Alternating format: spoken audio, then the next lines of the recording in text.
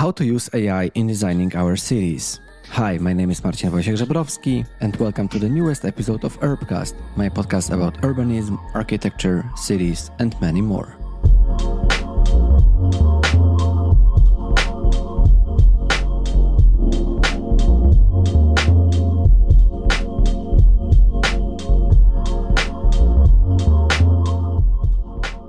Today we will focus on extremely interesting topic, which is AI. And we'll discuss how can AI influence our cities, how can we use AI to design the cities that we live in, and can the AI be a threat? Actually, threat to us, designers, architects? Can it replace architects? Or can it be actually a help, a tool for the creatives to be used to enhance the design processes and integrate people into those? This episode is about Urbanist AI, which is a generative AI platform for participatory planning and co-design. The three aims of the platform of the Urbanist AI is, as mentioned, participatory planning, but also encouraging imagination and also working with universities to further develop the knowledge. My guest today is Damiano Cerrone, who is an urbanist, researcher, and educator. He co-founded Spin Unit, an urban research and innovation practice, and Urbanist AI, a participatory design platform to reimagine the future of our cities. His practice focuses on urban research and policy design for the public sector. Damiano is also part of the academia, and he teaches at several academic institutions in Finland and abroad. This episode is brought to you in a collaboration with Urban Future Conference that took place in Stuttgart in June, and Urbcast and I was a media partner of the conference. If you would like to get to know more about the Urban Future Conference, please visit urbanfuture.com. And now, welcome to the newest, extremely exciting conversation about the AI and its role in designing our cities.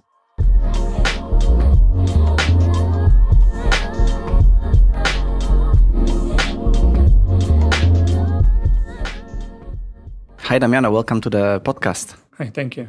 Nice to meet you. We're gonna discuss today a very exciting thing to me, to you as well. We're gonna talk about the AI and its influence to the urban design, urbanism, architecture, I hope as well. But before that, maybe you could give a very short introduction about you and also how did you get your interest into AI? Yes, so thank you for having me here today. And I'm Damiano Cerrone. So I'm one of the co-founders of Urbanist AI, together with Luca Stornaiuolo and Lisa Gazeva. And the overall idea is to basically start to reimagine the future of our cities collectively. So this was, let's say, the impetus of starting to build a platform. And and now we are starting to work with cities and citizens to reimagine the future of their cities.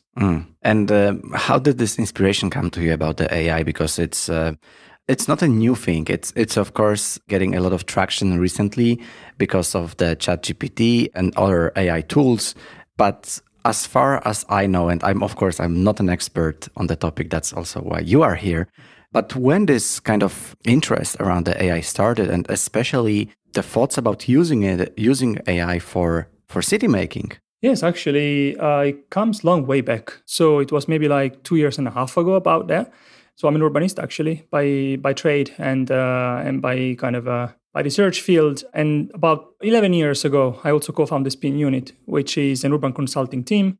And one of the main things that cities wanted and citizens wanted was to have workshops in which kind of citizens and stakeholders would actually feel part of the design process instead of just being commentators, right? And during this sort of a COVID, during the lockdown time, I was in touch with Luca Stornaiuolo, that is the programmer actually of the software. So he's the IT engineer who's behind the kind of platform. And he was working together with Lisa. They were working on this app called Redraw, which actually it's available already online now. And at the same time, he was doing an exhibition at the Venice Biennale. In this exhibition, he was basically giving poetry to generative AI. And the generative AI was producing landscapes based on the poetry that was given, right? So it was an art installation. So he was using AI generative AI for, let's say, art. And I was trying to find solutions to allow citizens to visualize and assess their own ideas instead of just using post-its or commenting on somebody else's design. So we met with Luca and Lisa, and that's how actually the thing started. So we are, I think, part of our kind of working together, and why it's coming out so well, I think, exactly is because we come from different fields. I'm an urbanist with consulting experience. Luca is a programmer with art background, and Lisa, it's a super talented, UX UI designer. So this kind of multidisciplinarity, I think, is what brought it all together, actually. So your minds meeting together resulted in the Urbanist AI, yeah, right. Which is a tool available right now. Can you say whom do you addressing this tool to, and how can they use it? Yeah. Actually, we kind of, at first, we just thought it was this thing we are developing for us to run workshops, right? Because the municipalities, ministries, so different kind of public sectors, entity were coming to us like, we need to change the way we do this. But quite quickly it came out that cities themselves wanted to use them, right? So it took several years, of course, to develop the platform. And also the way it works, it's been, let's say, co-developed in a way also with our clients' feedback. But basically, the long story short is that we do three things. We do participatory planning, which means you have an actual real process. You have kind of a street has to be redesigned, like in Helsinki, they had to redesign 2 streets for the summer. So it's about converting car streets into pedestrian street for summer months. It's quite common in Scandinavia to have this kind of summer streets. And in that case, we have even the interface is different. So the interface and the methodology specifically designed for participatory design.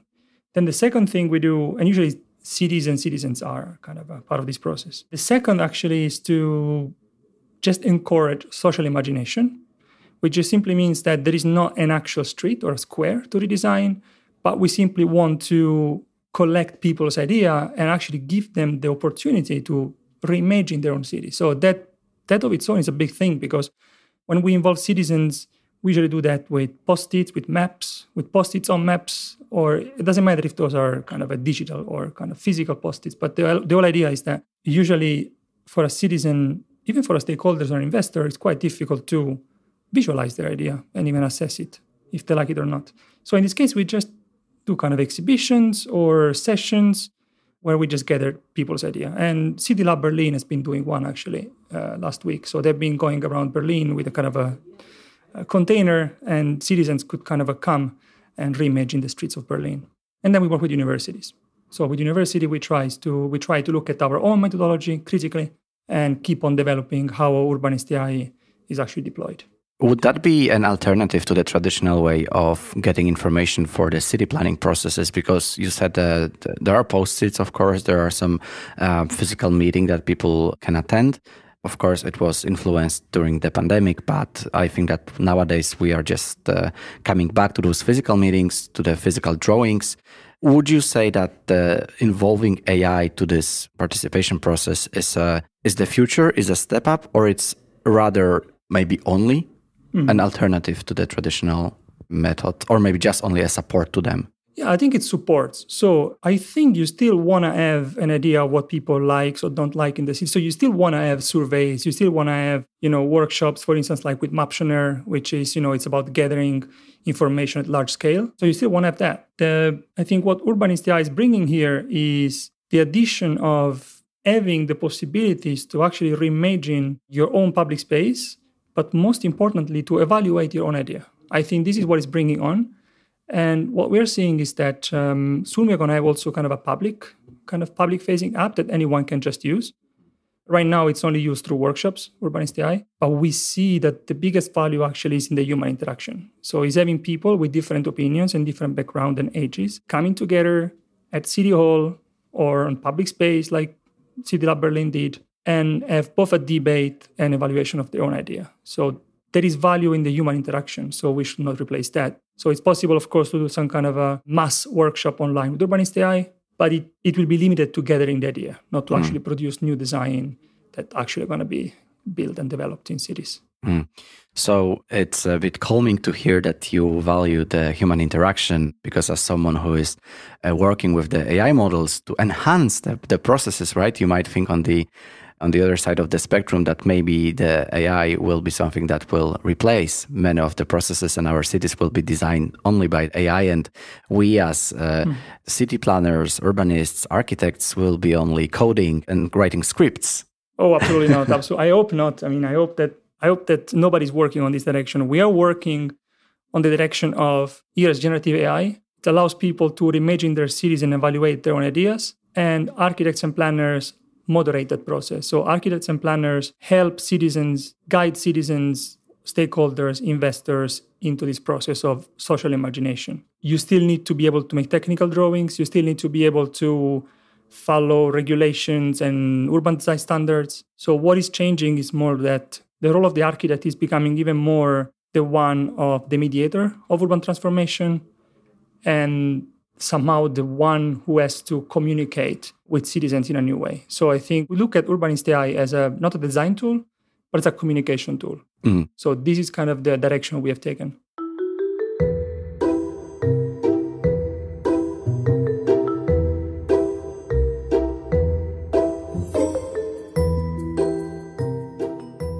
Can we also try at least to discuss how it actually works? Because when you go to the website, you can see those different images being generated by AI and how they change. So you have, for example, a photo of a street, and then you have different options of the design for it. So obviously everyone can just visit the website during or after listening to this discussion. But how would you explain the key kind of process, key working methodology of this tool? So yeah, it depends if we have kind of a real project that has to be built or if it's social imagination kind of sessions. However, in basically workshops, I can give you the example of the city of Helsinki. You would actually have planners and architects who are supposed to actually, of course, make the final design and construction, moderating the groups. So we would divide citizens and also businessmen that own, the shops around the streets. We invite them to the workshops, and the architects first get training from us. So first we have a session in which we train the architects and the planners of Helsinki to actually run a workshop with Urbanist AI. And then actually they are in charge of moderating each group. And usually the session goes so that at first citizens try to conceptualize their idea. So they come up with concepts. For instance, we would like to have an area which is uncommodified so that we can actually go there and dance tango, or we could go there with the children and do this and that. Then somebody else might say, okay, yes, but we would like to have both cars and pedestrians. So everyone is basically putting their ideas. That's where the value is, sharing ideas, finding conflicts, and finding resolutions. And that is the role of the architect, to create this resolution, to mediate those different ideas. And then Urbanist AI is used to visualize those concepts. So how this street would look like if it had those kind of a platform for dancing and at the same time a passage for the cars to move through and maybe like a small cafe. So this is a way then to say, okay, this is the concept we wanted, it fits here. This is the concept we wanted, doesn't fit here, so let's work on it still a bit more. So what does it change basically is that traditionally the architecture office comes to the citizens and say, this is our design, do you like it or not? Here it's more like the citizens come up with their ideas and tell to the architects, okay, we want to work on this direction. So it actually speeds up the process so much for architecture offices because they don't need to spend months in producing renderings and ideas that might not be anyway liked by citizens. So we just kind of do the co-design part together at first. Playing a bit of a devil's advocate here, isn't that using such an AI model is limiting in a way? I don't know, can it generate every idea, every possible option of a design, or there is some kind of pre-made set of them? So there is both. You can produce anything you can describe in words. The reason why you have two options. So in Urbanist AI, you can either just write your own text. So just like when you use ChatGPT, that you write something that you want, and so you can go that way. So you can just write, I would like to see an urban park with small benches made of wood, Scandinavian style, with children playing around. So you can actually write a full sentence. Okay. And then the AI is going to produce that, or a bus stop shaped like a bus. That's right. So it can be whatever you like. However, usually for the warm-up, to let citizens kind of embrace a bit more, to get into the mood of creativity, we do prepare some predefinite ideas that they can start to test. For instance, a urban pocket park or let's say a small garden, a small kind of a community garden. So people can test first they can make up their mind at first. Because if you just ask somebody, what would you like to have here? Not really everyone comes to the workshop knowing what is possible, right? I mean, that's why we have architecture schools. It's because for 5 years or more, you study what are all the possibilities. You kind of study how to be creative. If you would take person, even myself, actually, I'm not so creative. Like I would need some kind of something to jumpstart the conversation, right? So that's why we have these predefinite prompts that kind of helps people to test some ideas. But then, of course, they can go wild as they like, yeah. I think public participation on its own, it's a very complicated topic. I remember so examples from my home country of Poland where you would either have, I think basically maybe two approaches. One would be the city representatives coming with a ready-made project almost and just asking, okay, as you basically said before, do you like it or not? And you as a citizen, you have this choice of saying, oh, yes, I love it, or no, I don't, it's terrible. And on the other side of the spectrum, you might have just maybe the city representatives wanting to be a bit more open, more democratic, and just asking, okay, what do you want? But then this question also poses some threats because people say, okay, I want to have a huge swimming pool here, or I want to have a skate park, right? It opens this whole box of possibilities of what can people have. So is that tool framing this whole conversation? Is that what you try to achieve? Yeah, even in this case, there is the famous two ways of approaching it. One is that you freely use Urbanist AI, and then you actually value the conversation. What I mean is that somebody might say, I would love to have a swimming pool here, like it happened in Helsinki. Somebody said, I would like to have a swimming pool here. And then the architects who are moderating the workshop say, it's a great idea, but look, it would be extremely difficult to, remove, say, the asphalt and dig a hole. Like, so, right, you can actually explain why building a swimming pool would not work as much as maybe even like planting big trees. That's also one classic thing in workshop is citizens saying, I would like here to have a big tree. And then that is the value, is in the conversation of saying, kind of explaining why a big tree cannot be planted in certain urban condition, right? So we see this as a two-way, a way for the architects to learn what citizens' ideas are, and for citizens to learn and evaluate their own idea if they're feasible or not. And then the other way, for instance, we have been using this other kind of a more guided way with the United Nations Development Program. They've been doing workshops both with children and adults in Pristina and North Macedonia. So we had some very interesting workshops there. And for instance, in Skopje, they were doing a workshop which was about the sort of mitigation of urban heat islands. So in that case, what we do is that together with them, we develop predefinite prompts or ideas that citizens would use so that all of those ideas would actually be kind of a helping mitigation of urban heat island. So they would not have prompt like predefinite ideas like a new river in the city or park kind of with low trees. You would always have high trees and you would always have shading opportunities and so on. So this is a way which is very interesting how different organizations, they customize Urbanist AI for their own workshop. If you're doing a workshop about pedestrianization, then you can start with elements that are about pedestrians. And if you're doing exactly mitigation of urban heat island, then you would have elements that contribute to that.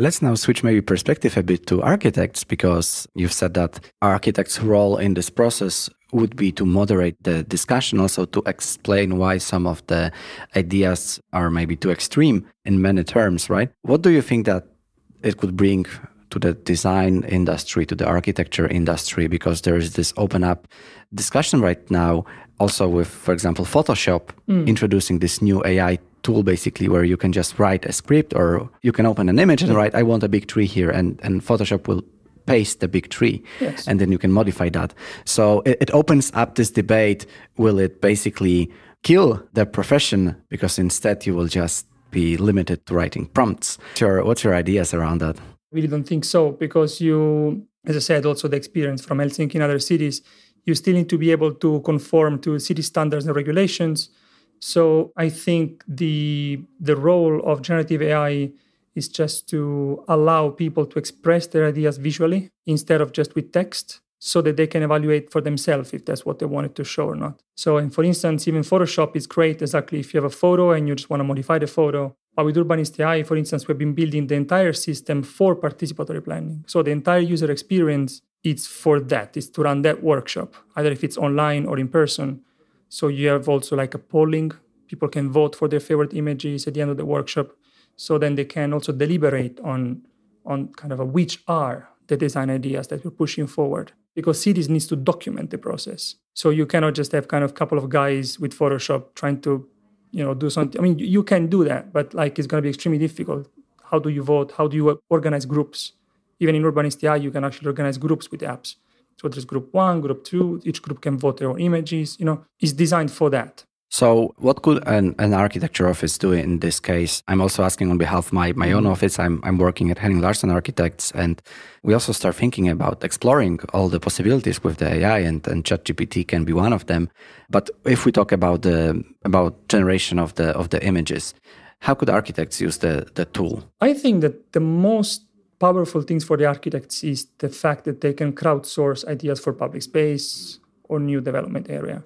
So it's the fact that when they are in their office, instead of having 5 ideas, they can have 500 ideas, right? So it's just a way to expand the possibilities. And it's also a way for them to interact with citizens in a new way. Usually the interaction we saw in previous workshops between architects and citizens is quite conflictual because it is very difficult for them to communicate with each other. Because one, the architects speak the language of images, so they can draw, they can sketch. And of course, like picture is worth more than 1,000 words. So when the architect shows a fantastic rendering for citizens, it's very difficult, like to suggest something different. They have no capacity. So I think what is changing for architects is that now they can dialogue with hundreds of people more than before using visual language. So I think this is the most powerful thing, because I think if you're an architect, you can use Urbanist AI for sketching, absolutely. But I see that there is even more power when you're kind of using it in a way to kind of crowdsource ideas with citizens. When you've been exploring the different possibilities, I guess, for the development of Urbanist AI, was there something that you found some potential in, but you didn't go that direction? Yes, we saw the potential to have exactly a generic generative AI app, right? Because we were doing this, Luca was doing this exactly like 2.5 years, 3 years ago already. So it was before all of those APIs went public and so on. So it was before you could actually access many of those other software. So of course there was the idea that, okay, let's just use this to reimagine cities in general. But then what is the value of that? Then it becomes like a game, right? Just you put a photo there, you transform it 5 times, then you drop it like any other app. So we really started to work on the idea of have a platform specifically designed for participatory planning. I think because that's where the most value is to design the entire experience for that specific process. That sounds scary, that you could have a photo and have let's say a competition, right? A city announces a competition and then you just propose a project that was fully made with AI and you just put the photo there and say, okay, re-image that and add nice buildings, trees, and so on. I think that would be actually a pretty scary way of city making. Yeah, I don't know if it's scary is the right word, but I would say it's an interesting way to see if the idea would diverge or converge. I think what's most interesting about Urbanist AI is that we could actually ask 500 or 1,000 or 10,000 citizens, how would you transform this public space visually? And then see actually which are the converging ideas and diverging ideas. So trying to understand which are the ideas towards which most people collide and which ones don't. And then, I think, again, bringing up the case of City of Helsinki, it's interesting that you can also have different groups developing 3 different ideas, and then the city is being able to actually build 3 of them in a square, right? So that's, I think, also why the value is there, in building platform and a methodology that actually helps people to turn from commentator to placemakers, basically. That's fantastic, right? Without a year spent on education. In a way. Now I'm aware that nowadays the renderings, right, the visualizations, they are also just some visual additions to a given space. So of course it exists already, but there is this human interaction and human idea, human thought, human process behind it, right? There is a team of architects designing spaces for many weeks before you can find an outcome in a successful rendering representing that. Yeah, my thought was that it will just happen so quickly with an AI, with a blink of an eye. So it just speeds some processes. And that was something that, just sounded a bit scary to me. But if it comes to the use of Urbanist AI, let's focus on that. You said that you've been working on this for a long time now, before the famous ChatGPT was announced. And since it was announced, more and more people started to get familiar with the AI tools. How did it influence you? How did it influence Urbanist AI? Did you also get more traction, attention, and people reaching out? Yes, absolutely. So that's exactly what it happened, is that the platform was there before. We were talking with many cities already before. People were interested, architecture office were interested. But then indeed, the actual organization of workshops and placemaking activities started only in November of the last year. So exactly when people started to understand really what generative AI is, then it became quite easy for them to say, well, yeah, let's do a workshop, or yeah, let's do this, like, right? So it took time. It took time for people to understand this technology, but now it's very interesting time to see also how different cities are using it, because now it's there, now it's clear what it is, now it's clear how it's used, and it's already shaping streets. So that's beautiful. So you've been there at the right place in the right time. Well, maybe a bit early even, but yes. or even a bit earlier. Yes.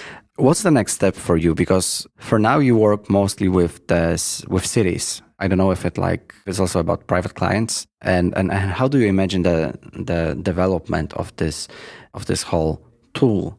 Mm-hmm. Yeah, what we would like to see actually more and more is to have, let's say, citizens organizations or even small groups of people coming together, organize their own workshops and reimagine the streets or the squares of their own city. Or even have, so this would be like the first thing we're working on. It's how can we make this usable and useful, like, for the small NGOs, for small interest groups that they just want to meet and come up with their own ideas and bring those ideas to the cities. And then the second thing is sort of a wish of mine, is that we will find partners to actually go directly from the ideation process to the placemaking. So having a new methodology to have, let's say, a workshop on a Saturday where citizens come together, city hall or a public square, wherever. So we come together with citizens and even the shop owners usually that are on the streets, have a workshop just like the one we did in Helsinki and other cities to reimagine how the street will look like.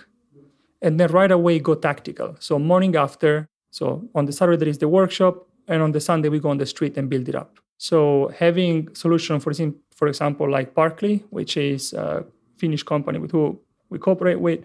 So going directly from ideation to placemaking on a couple of days, because then we could really see streets changing, and we could really also citizens can really feel that they're part of the process, even of the building process. So that would be kind of one of the direction we're working on as well. What is Parkley doing? Is it about creating the urban infrastructure? Well, no, Parkley is about, they exactly are really involved in the Summer Streets project. So they actually create those furnitures that indeed they can replace parking places with beautiful kind of a biodiversity boxes and benches and so on. And they have actually several installations around Helsinki, Nordic cities, I think also in Switzerland. So they have those modular urban furniture that can be set up very quickly on a street during the summer. So that would be exactly like the thing that interests me the most, is to be honest, the thing I like the most right now of Urbanist AI is just to see the smiles on people's face when they come to the workshop. So we used to run workshop with citizens before, and it was always this kind of tedious process and a lot of explaining, a lot of conflict, a lot of convincing. But now when we do a workshop with Urbanist AI, it's just fun. And I think that's for me has been, at least until now, the biggest thing that I get from it. That's why I want to be at the workshop. I want to be there, even though it's the organizations that run it by themselves. But it is just so beautiful to see kind of a kid say, hey, why don't we stay in City Hall a bit longer? Because usually it's like not the place to hang out. So I think this for me has been, from a very personal perspective, the thing I like the most. To see people happy. I also like to see people happy, but I wanted to ask you about some challenges and threats. One of them would be, do you see any challenges developing this tool, or have you already met some of the challenges that slow the process down or were serving as a threat to you developing this idea? Not yet, actually. So I think the only thing that, I wouldn't say a threat, but it's something we would like to work on, is to actually produce kind of a locally trained models. So, and we are discussing with some cities already about this, but is to actually have a generative AI model that is actually even built with citizens. So where they can take the photos, they become part of the training set. So then not only citizens reimagine their own cities, but they can do that using even, like, let's say, their own model. Let's put it that way. There is even now the discussion, of having a personal large language model. It means that you would have the ChatGPT built around you. And that's a bit what also we are aiming to do on the medium term, is to have citizens also co-creating the generative AI model that they would use to design those spaces.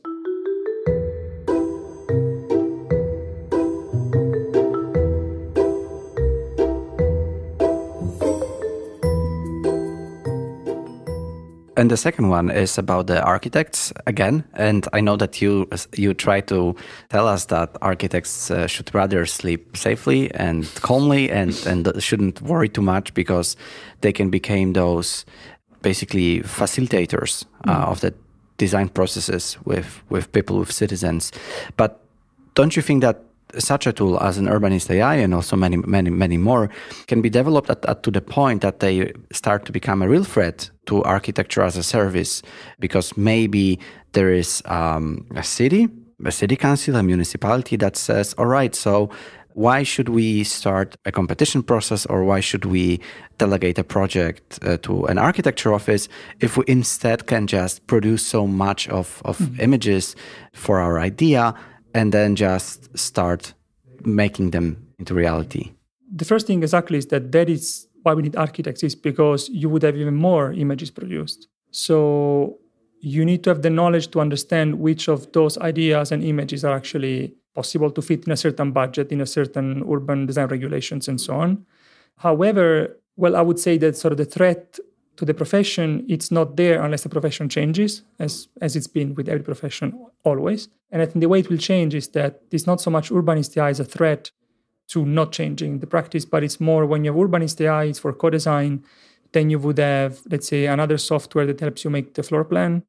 Then you would have another software that actually produces, let's say, technical drawings based on the city's regulations. I think it's when you are going to have a suite of kind of a pool of different AI tools put together that they could potentially, let's say, replace not the architect, but replace the role of the architect as it is today. Okay. Right? Because those apps exist. There are apps. I mean, there are softwares to do floor plans based on urban standards, and all this stuff exists. So if one architecture office would actually use Urbanist AI for co-creation, these other apps to co-design kind of floor plans and building, like they could speed up the process from months to weeks. But I don't know of anyone who is doing it right now. I know the different architecture offices, they use different tools. Some exactly just to fit into some kind of requirements. Some others use AI to actually generate thousands and thousands of, let's say, design possibilities and then choose one or two. But yeah, so there's going to be a huge spectrum of tools. So it's not about the AI being threat, but it's about the architecture as a profession changing itself and adjusting to the new era.